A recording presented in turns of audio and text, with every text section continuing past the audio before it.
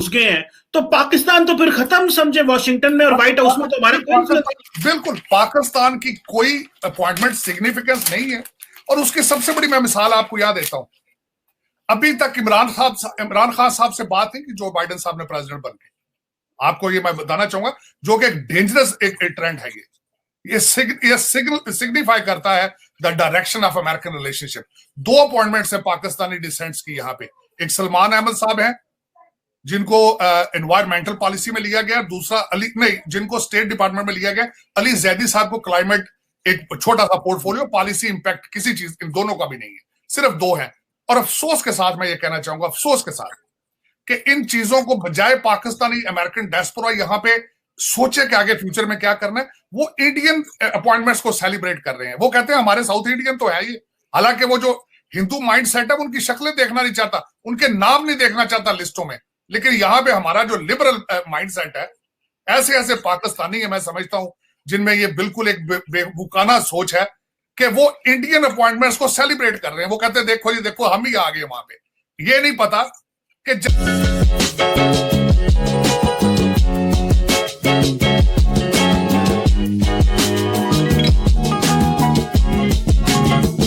और वो सवाल ये है कि डिस्क्रिमिनेशन जो आपने भी दिखाई कि जो आप भी जब ट्रंप एडमिनिस्ट्रेशन में जा रहे थे तो आप 24 एलिगेशंस लगे, तो क्या इतनी सिस्टमिक डिस्क्रिमिनेशन होती है वहां पे?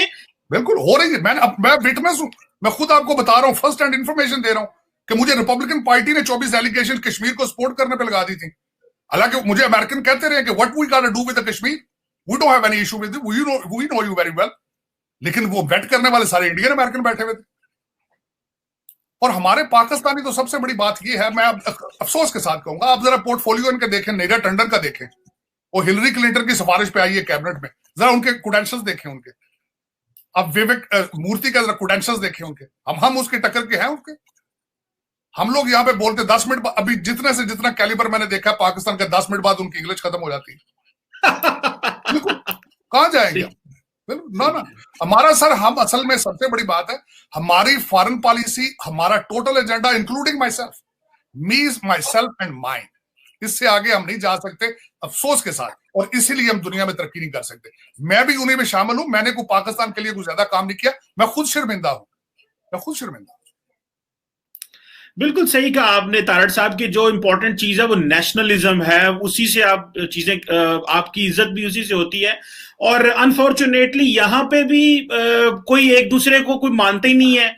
जो अमेरिका में बैठ के बातें करते हैं वो एंटी पाकिस्तान हो जाते हैं, जो यहाँ पे बैठ के तनकीद को बर्दाश्त नहीं करता, हर बंदा दूसरे को गद्दार कहता है। हम तो यहाँ पे अजीब मसले में फंसे हुए हैं, हर बंदा डर रहा है, मैंने ये बात नहीं करनी, वो कहता है मैंने ये नहीं करनी, मुझे फलान लेबल लग जाएगा, मुझे कहते फलान लेबल लग जाएगा। चीमा साहब, पाकिस्तान में 2 चीजें बहुत आसान है, गद्दार कहना और उसको काफिर कहना। ये मुसलमान नहीं है, ये काफिर कहना, ये ज्यादती पाकिस्तान अनफॉर्चुनेट ज्यादती है। और इसमें मेरा मकसद है कि ये अल्लाह करे कि मेरा वहां बेहतरी की तरफ जाए, अल्लाह करे कि मैं बड़े बड़े दोस्तों को, बड़े बड़े जो कर सकते थे पाकिस्तान के लिए, उनसे भी मैं मिन्नतें तरले करता रहा हूं यार कि खुदादा ना आज कुछ करो पाकिस्तान के लिए, कुछ करो पाकिस्तान। मैं आज तक मुझे आई विश कि मुझे कोई मिला हो, नेशनलिस्ट बंदा मिला हो जिसने कहा हो कि पाकिस्तान ओनली और लेट्स वर्क फॉर पाकिस्तान। कहीं ना कहीं जब देखा आके तो उसमें जाती एजेंडा शामिल होता है, उसमें अपनी सेल्फ अप्रेज चीजें होती हैं, उसमें नेशनल कुछ नहीं है। हम ना अच्छे मुसलमान है ना अच्छे पाकिस्तानी है, अनफॉर्चुनेटली क्या कहा जाए उसमें। लेकिन चाइना के बारे में जिस तरह मैं बात कर रहा था, इंडियन रिलेशनशिप सर, उनके साथ उसकी वजह यह है उनकी क्लास और हमारी क्लास में डिफरेंस है, एजुकेशनल डिफरेंस है बिग टाइम। और दूसरा, जब एजुकेशन आप में आती है ना तो अपनी जात से बढ़ के आप काम करते हैं। हमारा अभी उस अपनी जात से नहीं निकल पा रहे हम। हमारे सिर्फ हर एक पाकिस्तानी की, मैं यहां भी देख रहा हूं इंक्लूडिंग माई सेल्फ, पाकिस्तानी में हमारा मुड़ तोड़ के अपनी जात के आसपास ही घूमना है फिरना है, उससे आगे हम निकल नहीं पा रहे। आप ये देखें कि उसमें से मेरे ख्याल में निकला तभी जा सकता है कि जब आप अब मैं छोटी सी मिसाल देता हूं। मुझे कई दफा किसी ने पूछा कि ताड़ साहब what are you doing, what you planning in the future. मैंने कहा यार मैं my issue is my legacy now. मैं उम्र के इस हिस्से में पहुंच चुका हूं कि मैं चाहता हूं अगर मैं दुनिया से जाऊं तो लोग मुझे याद करें, अच्छे लफ्जों से याद करें। पैसा तो क्या है, पैसा तो मुझसे पहले भी लोगों ने बहुत ज्यादा कमाया था, बाद में भी कमाया होगा, लेकिन वर्सेस मैं देख रहा हूं कि इतनी लूट मार। मैं I am not a rich person Cheema साहब, लेकिन मैं देखता हूं आसपास जब पाकिस्तान में यहां इतना इतना पैसा है, इतना इतना पैसा है, लेकिन उनकी वो कहते हैं ना कि वो अखा नहीं हो रहे कि ढिड भर गया, अखा नहीं पिया रज दियां, उन्होंने अखा नहीं रज रही। मैं मेरे समझ तो बाहर है कि हालांकि इनको पता है, मुझे अभी तक याद है शेख रशीद साहब, I am not a big fan of him, लेकिन उन्होंने एक दफा फरमाया था कि कफन की जेबा नहीं होती। हर एक बंदे को पता है कि कफन की जेबें नहीं है, लेकिन फिर भी अल्लाह ताला माफी दे, हमारा सिर्फ उसी चीज पे अच्छा घर, बड़ी गाड़ी और अपना, वो कहते हैं ना मैं जो कुछ बनाया मैं अपने घर ही ले जाऊं, किसी के साथ ना करूं। ये मैंने सीखा है और अप्लाई किया टीम वर्क के बारे में। मैं आई डोंट डू दैट, मैं मेरा यहाँ पे बिजनेस अमेरिका में आके सीखा है, लेकिन टीम वर्क मेरी सबसे बड़ी स्ट्रेंथ में चले। मैं it's not self appraising, my biggest strength is a team building and I have a very strong team in my business. जबरदस्त। अच्छा तारड़ साहब, ये तो आपने बड़ी अच्छी बातें की, जारी बात है, ये मेरे दिल के बड़ी करीब बातें आप कर रहे हैं, लेकिन सर मैं ये पूछना चाहता हूँ कि इमरान खान साहब जो है उनको वॉशिंगटन में कैसे देखा जाता है? मैं अगले दिन कुछ यूनिवर्सिटी ऑफ मैरीलैंड के प्रोफेसर से बात कर रहा था जो कि बेसिकली इंडियन ओरिजिन के थे अपने यूट्यूब के लिए, तो वो मुझे कह रहे थे कि भाई आज भी देखें अमेरिका में जो है वो खान साहब को जो है ना तालिबान खान कहा जाता है। और फिर दूसरा सबसे बड़ा एक, मैंने रिसेंटली इस पे एक वीडियो भी बनाई है, जो इमरान खान साहब ने यूएन की स्पीच में जो पहली बात ही की वो इस्लामोफोबिया। सो सारे मगरब को तो हमने अपना दुश्मन बना लिया है, अरबी सारे खामोश कर गए हैं हमने। हमारा एक तो ये प्रॉब्लम है, जैसे कोई बंदा जिदों बंदा 60-70 साल की उम्र है चपड़ देना और अल्लाह आते हो समझदा है मैं कोई उनमस भी काम कर जाऊं। तो ये बिल्कुल ना चीमा साहब, I'm sorry to cut you. What is my opinion about Islam? My faith is, my religion is very dear to my heart. मैं believe करना कि this is what I believe in. Religion की उसके fundamentals, philosophy, उसके spirit को समझना चाहिए, बजाय आप उसके rituals में पड़ जाए। अब नमाज, मैं छोटी सी आपको कई दफा पहले भी अर्ज की, नमाज सारा पाकिस्तान का जोर है, लेकिन नमाज तर्जमे के साथ नहीं आती। हज पे जाते हैं, हज तर्जमे के साथ नहीं आता। मैंने कई अपने दोस्तों को, बड़े बड़े लहाज दोस्त है पाकिस्तान में, मैंने उनसे पूछा है कि आपकी नमाज जुड़ती है? जुड़ने से मुराद है कि जब आप हालते नमाज में जाते हैं, आप खुदा से हम कलाम होते हैं, तो आप खुदा की तरफ तो आपका ध्यान होता है या जूतों पे या दुकान पे होता है? तो अफसोस के साथ है कि उन्होंने यही कहा कि हमारा ध्यान दुकान। अब मैं मेरा it's not it's a big thing I was gonna say, हमारे पाकिस्तान में ज्यादातर जखीरा अंदोजी या रमजान में कीमतें बढ़ा देना, हमारे अलहाज दोस्त जो कारोबार में ज्यादातर वही करते हैं। तो ये इस्लाम का स्पिरिट नहीं है, ये इस्लाम की टीचिंग्स नहीं है।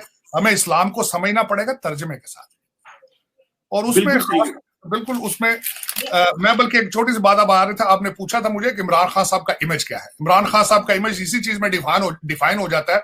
एक तो बाइडेन साहब ने उनकी काल ही नहीं अभी तक की, उन्होंने, आप उसी से देख लें कि खान साहब का इमेज क्या है। दूसरा, वेस्ट में, ना सिर्फ वेस्ट में, पूरी दुनिया में एक इमेज है, लोग दबे लफ्जों से इस चीज का इजहार करते हैं, लेकिन यही कहा जाता है, अमेरिका में भी समझा जाता है कि खान साहब is not a decision maker, he is not sitting on the steering wheel. जिस तरह दूसरी पार्टियां कहती हैं कि सिलेक्टर और सिलेक्टेड जो कहते हैं, वो इनके बारे में यहां भी ये बिल्कुल ऐसा इमेज है कि original power is not with in himself, he is not a decision maker.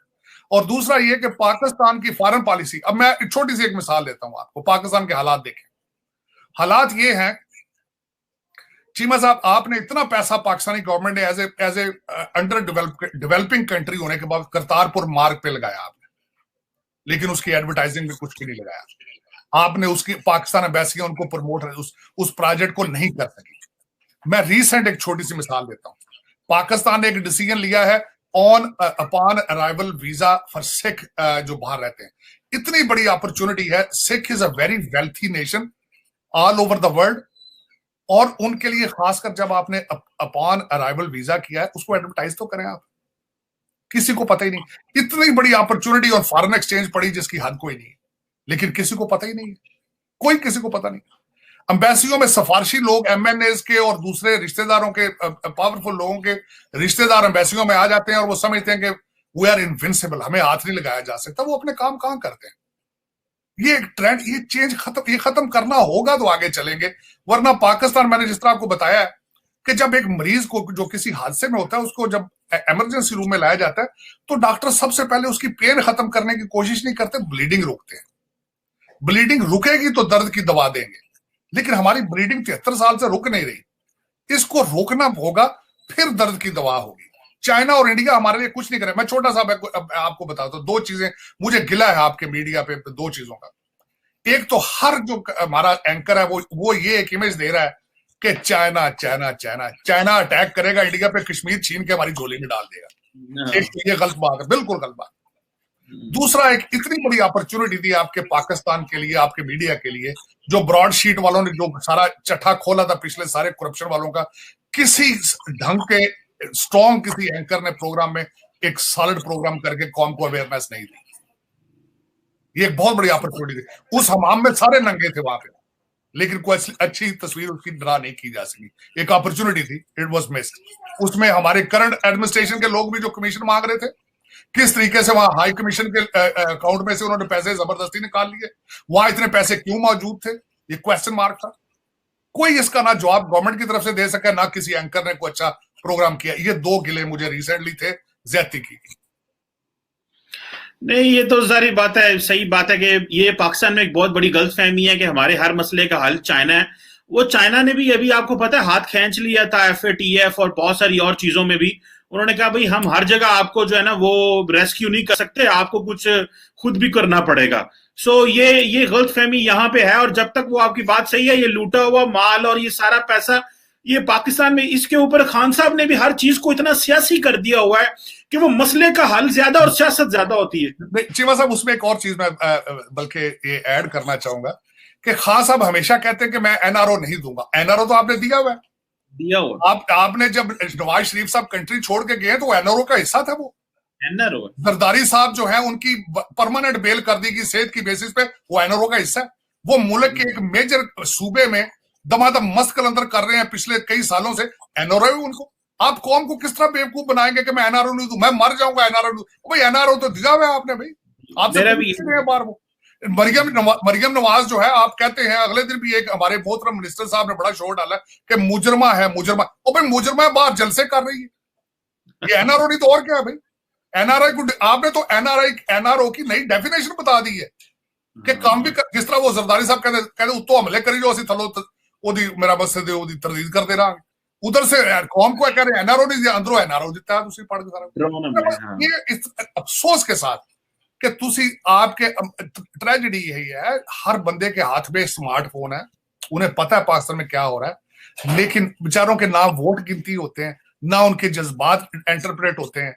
उनको एक हॉस्टेज की सिचुएशन में बैठे हैं पाकिस्तान में बेचारे, कभी सर्दी से मर रहे हैं, कभी जलजले से मर रहे हैं, कभी कोरोना से मर रहे हैं, ते अपने बच्चे सारे आंदे हथे फिरन लगे। मैं हैरान होता रहना, आपके 18-18 ग्रेड के बच्चे, अफसरों के बच्चे यहाँ पे जॉर्ज टाउन, जॉर्ज वाशिंगटन यूनिवर्सिटियों में $1-1 लाख साल का खर्चा करते हैं। $1-1 लाख। मैंने जिंदगी में बड़ा कुछ कमाया, मैंने 4 बच्चे पढ़ाए हैं, मेरा तो निकल गया खुदा की कसम। मेरी समझ नहीं आते कि आपके SDO एक्सियन लेवल के लोगों के बच्चे जॉर्ज टाउन पढ़ रहे हैं। सही कह रहे हैं। मैं कहां से शुरू करूं, कहां से खत्म करूं? वो मेरा अफसाना बड़ा दर्दनाक है, मैं लेकिन इंशाल्लाह ये जो अफसाना